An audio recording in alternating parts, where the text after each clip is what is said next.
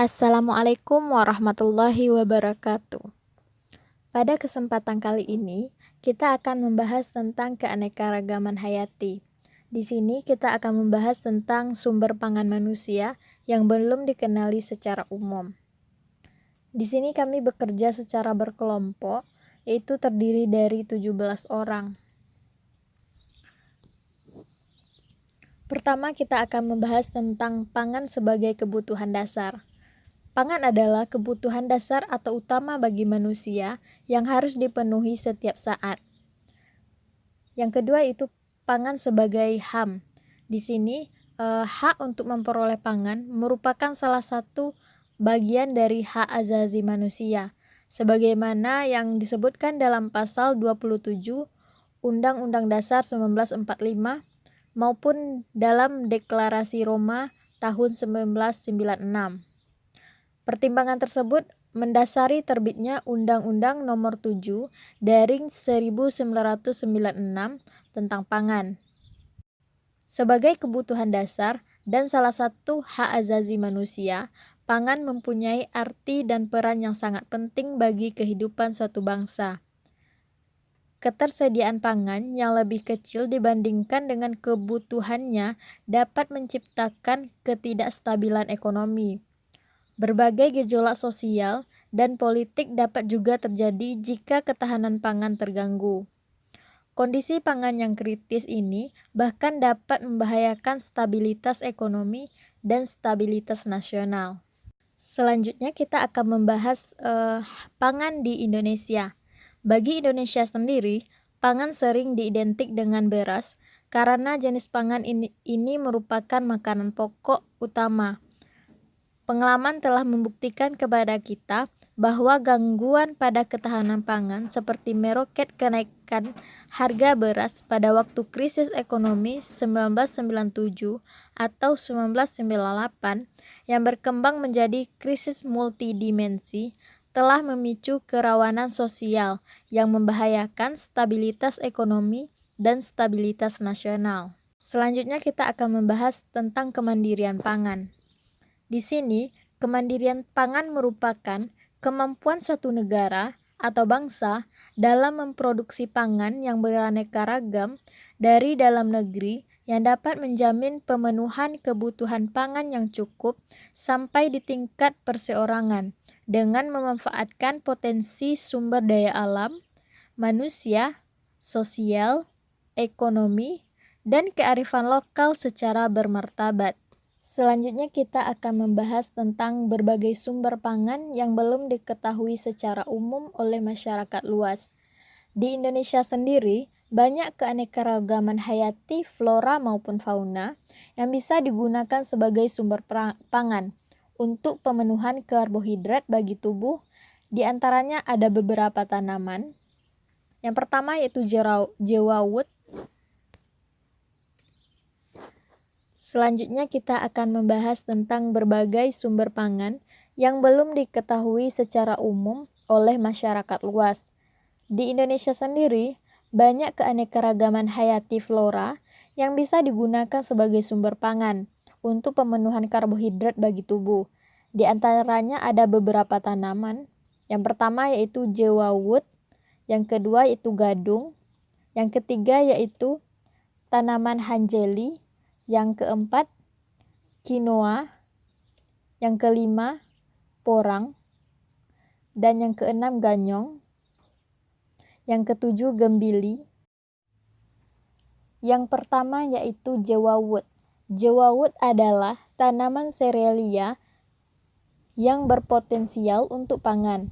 Sampai saat ini di Indonesia, jewawut banyak dikenal sebagai pakan burung atau sebagai makanan burung. Sedangkan pemanfaatannya untuk pangan manusia belum banyak diketahui oleh masyarakat luas. Jewawut sendiri memiliki kandungan nutrisi, terutama karbohidrat yang tidak jauh berbeda dengan beras maupun jagung, bahkan lebih tinggi dibandingkan dengan gandum. Jewawut mengandung karbohidrat 74,16% lebih tinggi dibandingkan dengan gandum yang hanya 69%. Yang kedua yaitu gadung. Umbi gadung atau Diosphorea hispidadans merupakan salah satu jenis tanaman umbi-umbian yang tumbuh liar di hutan-hutan, pekarangan maupun perkebunan. Umbi gadung merupakan salah satu sumber pangan berkarbohidrat tinggi. Karbohidrat dalam gadung didominasi oleh pati. Selain memiliki kandungan karbohidrat, juga mengandung racun sianida yang dapat menyebabkan keracunan dan mematikan. Dipilihnya umbi gadung karena ketersediaan umbi gadung sangat melimpah di Indonesia, namun belum dimanfaatkan secara optimal. Gadung dapat memenuhi kebutuhan energi tubuh, sehingga perlu dilakukan beberapa proses untuk menghilangkan kandungan residu HCN untuk meminimalkannya sehingga umbi gadung menjadi aman dan layak untuk dikonsumsi. Umbi gadung dapat digunakan sebagai bahan baku pengganti tepung atau sebagai bahan dasar pembuatan mie. Adapun tahapan yang dapat kita lakukan untuk penghilangan racun pada umbi gadung yaitu yang pertama, umbi dibersihkan dari tanah yang melekat dan langsung dikupas kulitnya. Pengupasan kulit harus cukup tebal sehingga tidak ada racun yang tertinggal. Yang kedua yaitu umbi gadung selanjutnya diremas-remas sampai cairan yang mengandung racun itu keluar. Yang ketiga, umbi gadung diperam selama 2 kali 24 jam dan di atasnya diberi pemberat agar umbi tetap tertekan di dalam air. Yang keempat, setelah diperam di dalam air, umbi dilumuri abu atau kapur, kemudian dijemur sampai kering. Yang kelima yaitu umbi yang telah kering, kemudian dibersihkan dengan cara merendamnya kembali ke dalam air mengalir selama 2 kali 24 jam.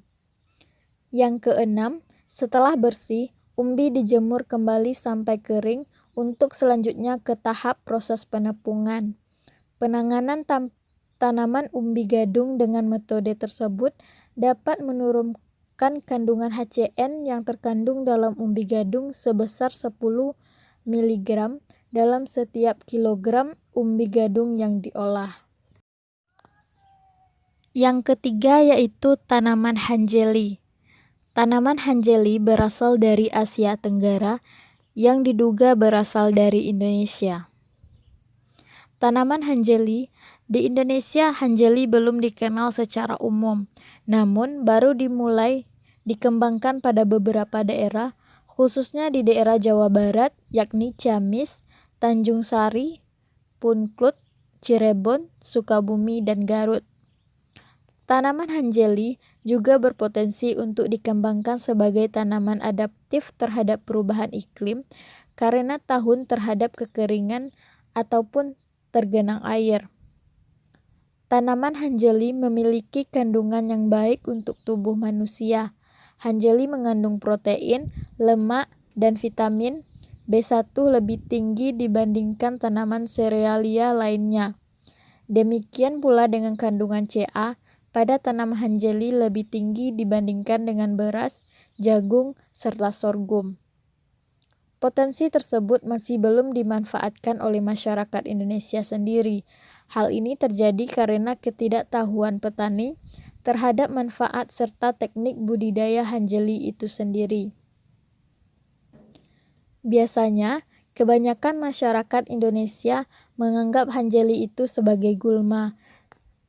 Kebanyakan dari mereka tidak mengetahui bahwa tanaman hanjeli dapat dikonsumsi sebagai pengganti pangan. Yang keempat yaitu quinoa.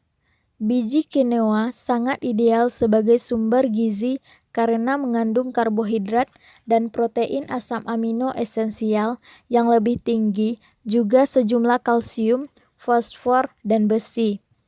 Quinoa atau quinoa merupakan serealia semu yang menjadi makanan pokok bagi masyarakat Indian di pegunungan Andes, Amerika Selatan.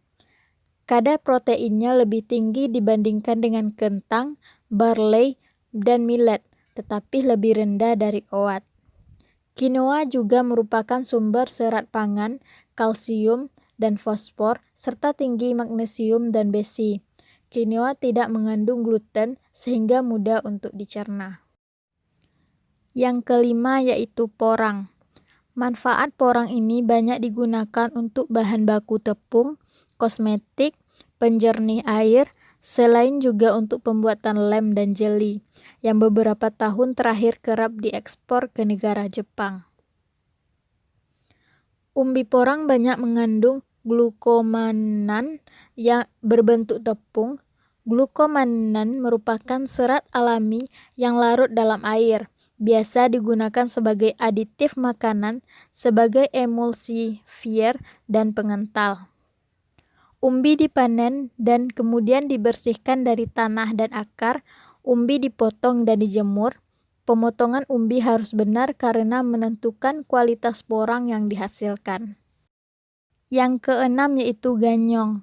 Ganyong mengandung karbohidrat tinggi dan menurut data Direktorat Gizi Depkes RI, kandungan gizi ganyong dalam 100 gram yang terdiri dari kalori 35 kalori, protein 1 gram, lemak 0,11 gram, karbohidrat 22,6 gram, kalsium 21 gram, fosfor 70 gram, zat besi 1,9 mg, vitamin B1 0,1 mg, vitamin C 10 mg, dan air 75 gram.